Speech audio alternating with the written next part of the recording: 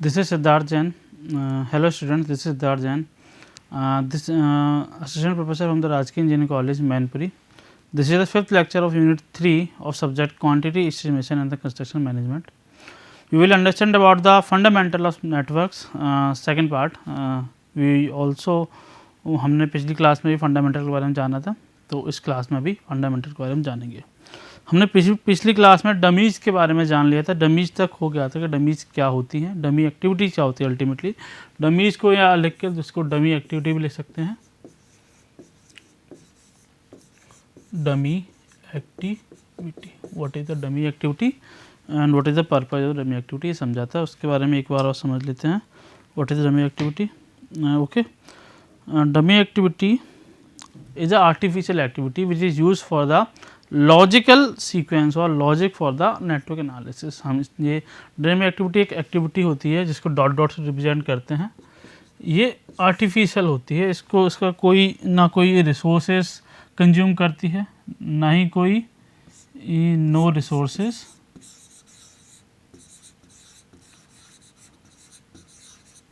And time, कुछ भी consume नहीं करती है, बट एक लॉजिक बताती है हमारे नेटवर्क एनालिसिस में, कुछ नहीं है इसको, बट लेकिन वही बताती है.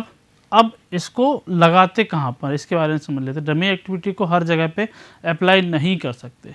जहाँ पर हमारा लॉजिक फिट नहीं बैठ रहा हो, लॉजिक समझ में नहीं आ रहा हो, लॉजिक उसको अजीब से लग रहा हो देखने में हमारा diagram, then we use the dummy activity at that places. Okay, so the first where जहाँ पर हम लगाते हैं, जिस पर्पज़ के लगाते हैं, पहले लगाते हैं ग्रामेटिकल पर्पज़ को रिमूव करने के लिए, ग्रामेटिकल पर्पज़ को रखने के लिए कि हाँ सही लग रहा है. तो many times a situation comes in a project that two activity have a same beginning and the ending point. कभी कभी प्रोजेक्ट में क्या होता है कि दो एक्टिविटी एक ही समय पे स्टार्ट होती है, एक ही समय पे ख़त्म हो जाती है. These are called as a parallel activity. और पैरेलल एक्टिविटी इसको नहीं कहेंगे, पैरेलल एक्टिविटी उसको कहेंगे जब वो एक ही समय पे स्टार्ट हो. एंडिंग को हम नहीं कह सकते. तो एंडिंग होती है तो उसको जब नेटवर्क एनालिसिस डायग्राम बनाएंगे वो अजीब सा बनेगा. ओके, एक दूसरी चीज़ मैं भूल गया बताना कि कोई किसी के दिमाग में आ रहा होगा कि इस डायग्राम को जो बनाया है हमने ऐसे क्यों बनाया है, हम इसको ऐसे भी तो बना सकते थे. ये बनाया, ये बनाया, ऐसा गया, ऐसे गया, एरो बना दी. बट एक चीज़ ध्यान रखना कि जो एरोज़ हैं, जो एक्टिविटीज़ हैं, उन्हें हम कर्व नहीं बना सकते. वो सीधी बनती हैं एंड वो बैकवर्ड नहीं जा सकती. वो हमारी सीधी जाएंगी, टेढ़ी जाएंगी and at most of the time perpendicular जा सकती है, 90 डिग्री पर जा सकती हैं, अपकमिंग जा सकती हैं, बट बैकवर्ड नहीं जा सकती. एरोज़, बैकवर्ड एरोज़ पॉसिबल नहीं है. तो बैकवर्ड एरो पॉसिबल नहीं है, उनको रिमूव करने के लिए हम डमीज़ का यूज़ करते हैं. तो फर्स्ट थिंग जहाँ पर डमीज़ यूज़ करते हैं वो होता है हमारा ग्रामेटिकल पर्पज़ के लिए. क्या ग्रामेटिकल पर्पज़ का मतलब क्या है कि कोई एक्टिविटी ऐसी होती हैं जिसमें दो एक्टिविटी ऐसी होती हैं जिसके starting event, it means the starting and the ending is same. So ये अजीब लगती है देखने में, तो उसको दिखाने के लिए हमको डमी का यूज़ करना पड़ता है कि पहले एक्टिविटी तो सही तरीके से लगा दी, दूसरी एक्टिविटी को जो कंप्लीट हो रही है, कंप्लीट होने के पहले एक इवेंट ऐड कर दिया, उस दोनों इवेंट के बीच में हमने एक डमी एक्टिविटी लगा दी. This is called as a dummy activity. तो फर्स्ट यूज और first application of the dummy activity is a grammatical purpose activity. Okay, हमने फर्स्ट यूज समझ लिया ग्रामेटिक वो एक्टिविटी का, डमी एक्टिविटी का. Now the second use of the dummy activity is a logic purpose. What is the logic purpose. हम देख सकते हैं कि कभी कभी क्या होता है कि sometime dummy are not clearly represent in the logic. हाँ, इस नेटवर्क डायग्राम में हम देख सकते हैं कि दो इवेंट हैं, दोनों के नाम बी हैं और वो दोनों के नाम बी हैं. अभी समझ में नहीं आ रहा कि ये इवेंट क्या है, ये इवेंट क्या है, इसमें लॉजिक समझ में नहीं आ रहा है. तो इस लॉजिक को सही करने के लिए हमने कन्वर्ट कर दी इस डायग्राम को इस डायग्राम में. इट मीन्स एक एक्टिविटी बी आ रही है कहीं से, वो भी एक्टिविटी हमारी आ रही है और भी एक्टिविटी दोनों से जुड़ गई विद एन डमी एक्टिविटी. तो we can convert this diagram और this network into this by application of dummy activities for removing या for applying a logical purpose for fit a logic. हम बेसिकली डमी का use क्यों करते हैं, basically dummy का use ही हम इसलिए करते हैं कि हमारे नेटवर्क डायग्राम में लॉजिक आ सके, कुछ लॉजिकल चीज़ जा सके. तो लॉजिक को रखने के लिए हम ये इसको इसमें कन्वर्ट कर सकते हैं। तो dummy activity is also use for the logical purpose. Now the another use of the dummy activity, now these are the basically two use of the dummy activity, first is the grammatical purpose, second is a logical purpose. Now the rules for applying dummy, हम हमेशा dummy को apply नहीं कर सकते, या बोल सकते हैं रूल्स बोलो या रिमूविंग ऑफ डमी या रिमूविंग ऑफ एक्टिविटी और node which is not use not fit for a network analysis, जो देखने में सही नहीं लग रहा हो, अजीब सा हो, जो बेमतलब में हमारे पास रखी हो, या डमी को अप्लाई या डमी को रिमूव करने के लिए हम यूज़ करते हैं। तो रूल्स बोल सकते हैं अप्लाइंग ऑफ डमी। तो first thing is of first rule of the applying of dummy activity is the dummy is only activity which coming from node and ending in another node. So this way we can remove the, अगर dummy activity हमारी इस तरीके से आ रही है कि वो starting में एक नोड पे आ रही है और दूसरे में भी एक नोड पे आ रही है, और उसके अलावा उस नोड के बीच में कोई भी एक्टिविटी ना हो, तो हम उस एक्टिविटी को, उस डमी एक्टिविटी को रिमूव कर सकते हैं और दूसरे दोनों नोड को एक साथ मिला सकते हैं। तो ending in activity, so in this way we can remove the dummy activity and merge two nodes. तो इसमें इस डमी एक्टिविटी का कोई रोल नहीं है। इसको अगर हम इस तरीके से रिप्रेजेंट करें, इसको हम इस तरीके से कन्वर्ट करें कि ये जो एक्टिविटी हमारी आ रही हैं उनको एक नोड से ज्वाइंट कर दें and another activity will go further. तो this is the first rule of applying dummy activity और remove the dummy activity. Now the second rule, we will understand about the second rule. The second rule is, if the dummy is only activity which ending the node, then dummy can remove and nodes of two activity will merge. अगर dummy अकेली activity है जो ending एक node पे आ रही है, it means what is the purpose, what is the means of this rule. अगर dummy अकेली एक्टिविटी है जो एंड पर आ रही है, इस पर एंड पर आ रही है, तो इसको हटा के, हम इसको हटा के डायरेक्टली जो उसके आने वाली एक्टिविटी है, basically this is ending activity, okay, तो इसको हम हटा देते हैं और इस डायरेक्ट एक्टिविटी को पुरानी एक्टिविटी से मर्ज कर देते हैं। तो हमने यहाँ पर क्या किया कि जो डमी एक्टिविटी थी उसको हटाया और पुरानी जो प्रीवियस एक्टिविटी थी उसको हमने जो स्टार्टिंग के नोड को अप्लाई कर दिया। तो this is the another rule of applying a dummy activity in a network diagram, okay. Now the third rule is, if two or different activity coming from the, यहाँ पर activity भी है, activity coming from the different nodes and have a same set of preceding activity and the activity should be eliminated from the single mode. इसको समझते हैं, इसको diagram समझते हैं, समझ में नहीं आ रहा होगा। ये देखो डायग्राम हैवी भारी भर का। इसमें क्या है कि हमारे पास बहुत सारी एक्टिविटीज़ प्रीवियस से आ रही हैं और उसी तरीके की दूसरी सेट आ रहा है और उसको डमी डायग्राम से जोड़ दिया गया है। बेसिकली इसको लॉजिकल सीक्वेंस से जोड़ दिया गया। इट मीन्स इसका मतलब क्या है, यहाँ डमी क्यों अप्लाई की गई है? डमी को अप्लाई इसलिए किया गया है कि ये जो एक्टिविटी है ये इससे भी रिलेटेड है, इससे भी रिलेटेड है, और ये एक्टिविटी है ये इससे भी रिलेटेड है। मतलब ऊपर वाली नंबरिंग कर देते हैं, इसको नंबर से लिख देते हैं, A B C D E F G H।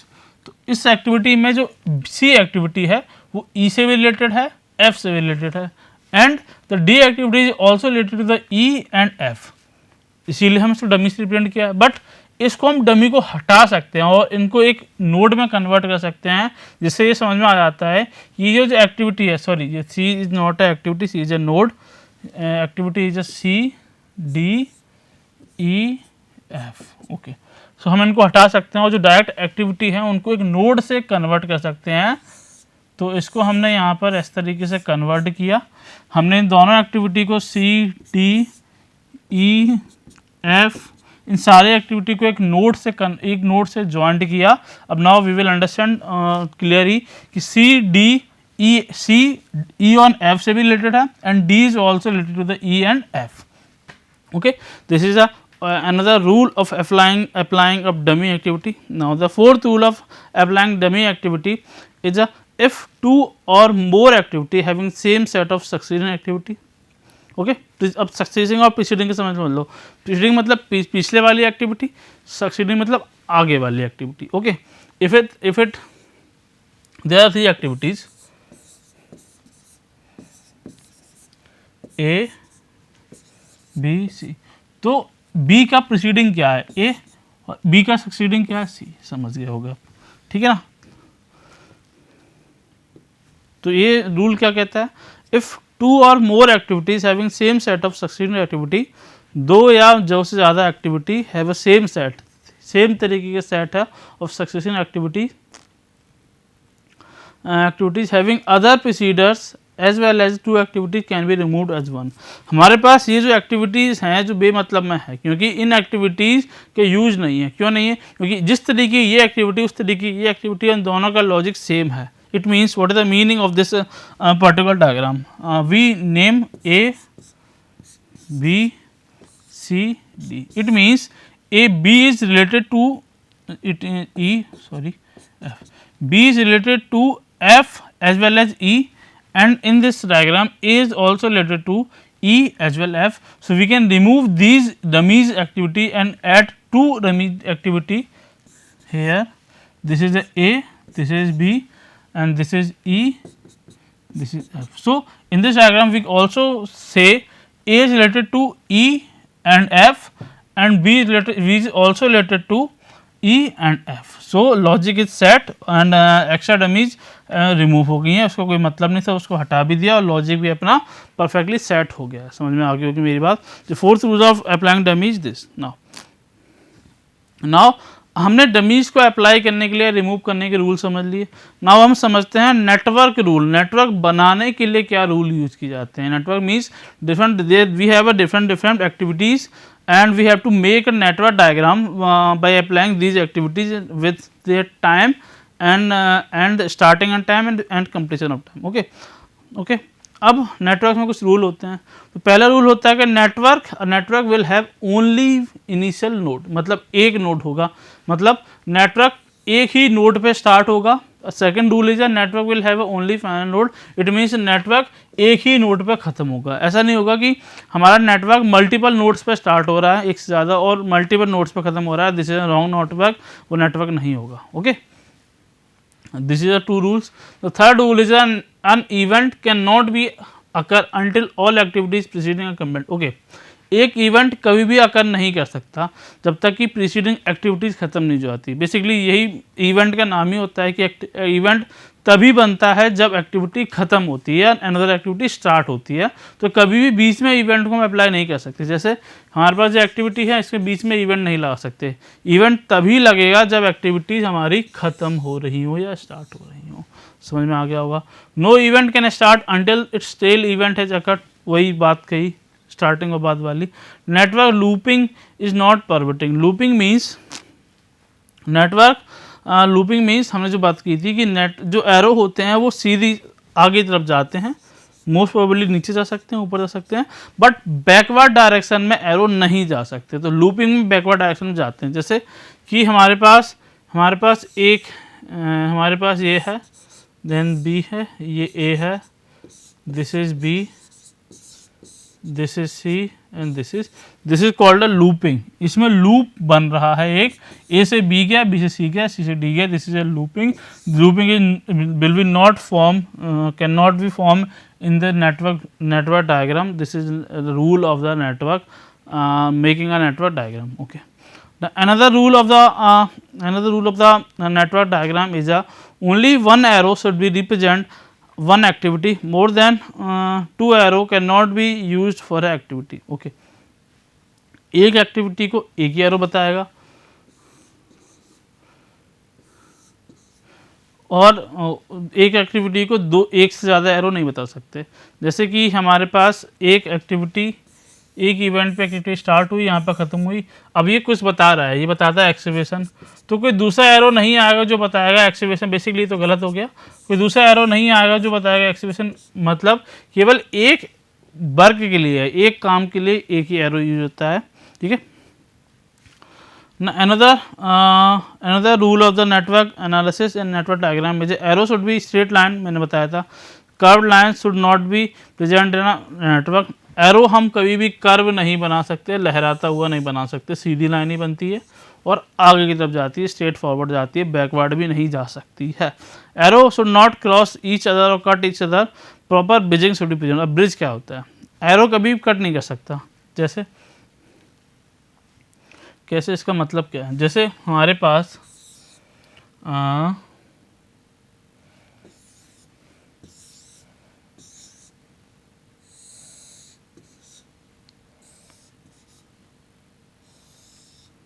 इस तरीके का नेटवर्क डायग्राम है, दिख रहा होगा आप लोगों को, ठीक है। This is A, this is B, this is C, this is D. अब इसमें जो ये एक्टिविटी है, ये नोड है, ये नोड से 1 2 3 4, ये नोड यहाँ इस 4 से भी रिलेटेड है, 3 से भी रिलेटेड है, बट ये सेकंड नोड भी हमारा 3 से रिलेटेड है, 4 से रिलेटेड है, बट ये जब नोड बन रहा है, डायग्राम बन रहा है, तो एक दूसरे को कट कर रहे हैं, ये कटिंग नहीं हो सकती है। इस कटिंग के बदले हम प्रॉपर ब्रिजिंग प्रोवाइड करना पड़ेगा। What is the bridging? Bridge के बाद समझते हैं। ब्रिज क्या करना था? ब्रिज मतलब इन दोनों एरो के बीच में एक ब्रिज बना देते हैं, एक पाथ बना देते हैं, जिससे ये एरो एक दूसरे को कट नहीं करते हैं। उसको शो करना पड़ता है। कैसे शो करेंगे अभी दिखाते हैं आपको।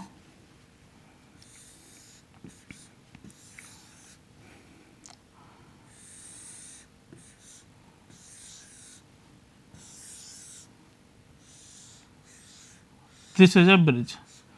We have to curve the arrow and sorry, ये कर्व नहीं है, ये ब्रिज है। This is called a bridge. इस तरीके का अगर कोई कट कर रहा है दो एरो, तो हम उसमें ब्रिज का यूज करते हैं। This is called a bridge. Bridging का यूज करते हैं, जिससे हमको ये समझ में आ जाता है कि दूसरे को कट नहीं कर रहा है। मतलब it means this node is related to this node as well as this node, and this node is related to this node as well as this node. Okay, तो ब्रिजिंग का यूज करते हैं। Now the network logic should be preferred. Present network logic होना चाहिए। अगर network logic नहीं लग रहा है, then we will use a dummy activity for fitting our network logic. Okay, now the most important thing, हमारे पास एक बहुत इंपॉर्टेंट चीज़ आने वाली है। This is called as a numbering of network. Okay, numbering of network means हमको events की नंबरिंग करनी है। अपने नेटवर्क में नंबरिंग करनी है कि कौन सा इवेंट पहला है, कौन सा इवेंट दूसरा है। नाउ अब इस इवेंट की जो नंबरिंग है या नेटवर्क की नंबरिंग है, वो फुल्करसन रूल से करते हैं। What is a Fulkerson? Fulkerson American mathematician थे, जिन्होंने एक रूल दिया था किसको? नेटवर्क डायग्राम को नंबरिंग करने के लिए। What is the rule? हम समझेंगे बहुत अच्छी तरीके से विद एन एग्जाम्पल, एक दो एग्जाम्पल लेके। तो हम पहले समझ लेते हैं उसको होता क्या है। अब ये कहता है कि हम इनिशियल इवेंट को एक नंबर देंगे, देन हम उन इनिशियल इवेंट से जाने वाले एरोज को हटा लेंगे। एरोज को हटा लेंगे मतलब छुपा लेंगे, और अपकमिंग इवेंट्स पे जाएंगे, इवेंट देखेंगे कि उस पर कोई दूसरा एरो आ तो नहीं रहा है। अगर उस पर कोई दूसरा एरो आने वाला एरो नहीं आ रहा है, देन हम उसको दो नंबर देंगे, या दूसरा जो भी नंबर आने वाला है वो देंगे। अगर उस पर कोई एरो अपकमिंग एरो आ रहा है, then we will not giving that number, हम उसको नंबर नहीं देंगे, दूसरे वाले नोट को देंगे। देन इसी तरीके से आगे प्रोसीड करते जाएंगे, और एंड पॉइंट को यानी कि एंड इवेंट को हम लास्ट वाला नंबर देंगे। अब ये आप समझ लोगे थोड़ी, लेकिन समझ में नहीं आया होगा। हम इसको एग्जाम्पल समझते हैं। वी विल ये दिख रहा होगा आपको। अब इसमें नंबरिंग करनी है, इस नेटवर्क डायग्राम को नंबरिंग करनी है, तो हम नंबरिंग कैसे करेंगे ये समझते हैं। ठीक है, इसके बाद हम एक डायग्राम से और समझेंगे। नंबरिंग करनी है, आपको दिख रहा होगा। अब हमको सबसे पहले जो स्टार्टिंग इवेंट हो उसको एक नंबर दिया जाता है, हमने ये बात की थी, तो हमने यहाँ को इसको दे दिया एक नंबर। इसको पहले हटा देते हैं। ओके, एक नंबर दे दिया। अब हम इन दोनों में से किसको दूसरा तीसरा नंबर दें? अब किसको दूसरा तीसरा नंबर दें? अब हमने फुल्करसन रूल के अकॉर्डिंग पहले वाले नोड से जाने वाले एरोस को हटा लेते हैं। इट मीन्स हम इसको हटा लेंगे मतलब इसको छुपा लेंगे, इसको हम नहीं देखेंगे, इसको हमें दिख नहीं रहा है। तो अब हम इसको नहीं देखेंगे, तो इसको ड्रॉ करते हैं एक बार यहाँ पर। This is a first and this is second. हम इन दोनों एरो को हटा लेते हैं।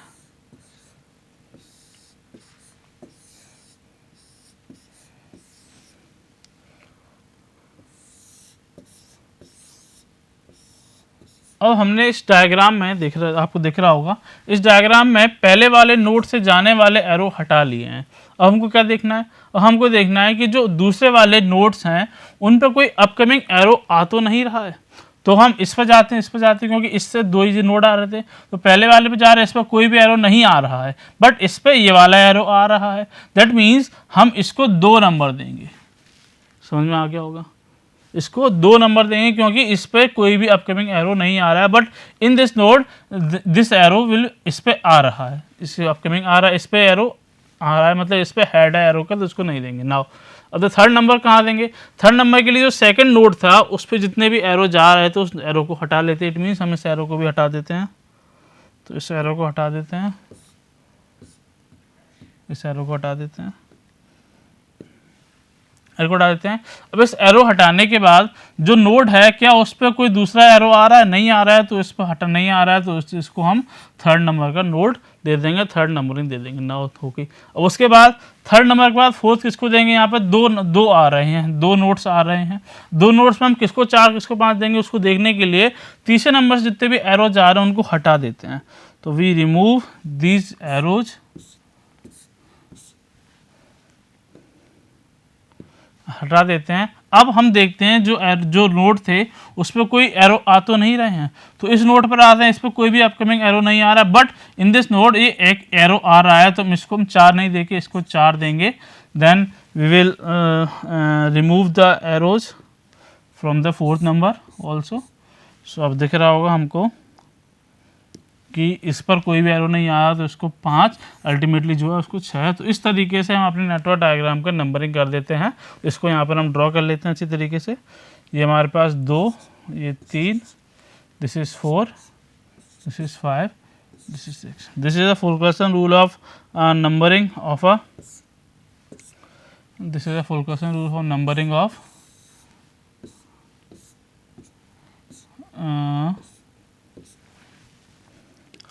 Numbering of a network diagram. हमको समझ में आ गया कि किस तरीके से नंबरिंग की जाती है। ओके, नाउ हम अब एक एग्जांपल से और समझ लेते हैं, एक अच्छा एग्जांपल समझ लेते हैं जिससे और क्लियर हो जाए। तो इस डायग्राम को भूल जाओ, हम यहीं पर एक डायग्राम बनाते हैं। ओके,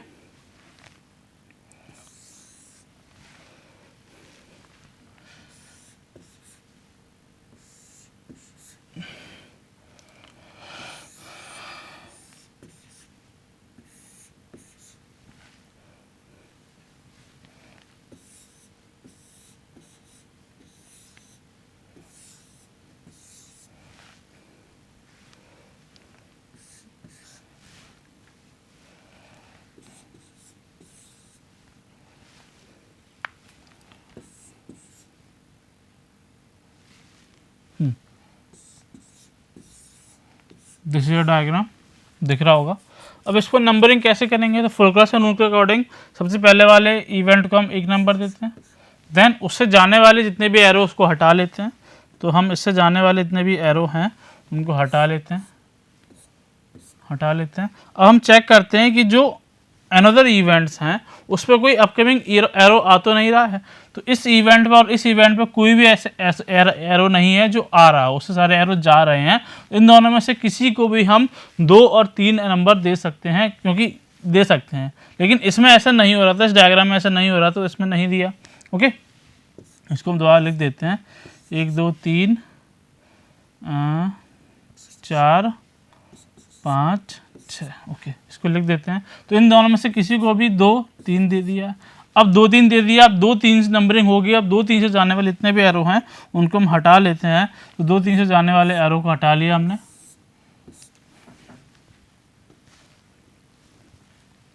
एरो को हटा लिया। नाउ अब इन नोड्स पे देखते हैं कि कौन से कोई अपकमिंग एरो तो नहीं है। तो इस पे अपकमिंग एरो आ रहा है, बट इस पे नहीं आ रहा, तो इसको हम देंगे 4 4 5। इनसे जाने वाले एरोस हटा लेते हैं। तो इनसे जाने वाले एरो हटा लिए। तो अब नोट्स पर देखते हैं कि कोई भी ऐसा अब इन दोनों पर कोई अपकमिंग नहीं है, तो किसी को भी 5 किसी को भी 6 दे सकते हैं। तो हम इसको 6 7 अल्टीमेटली इसको 8 दे दिया। तो इस तरीके से हम डायग्राम बना सकते हैं। इसको हम पूरा कंप्लीट कर देते हैं।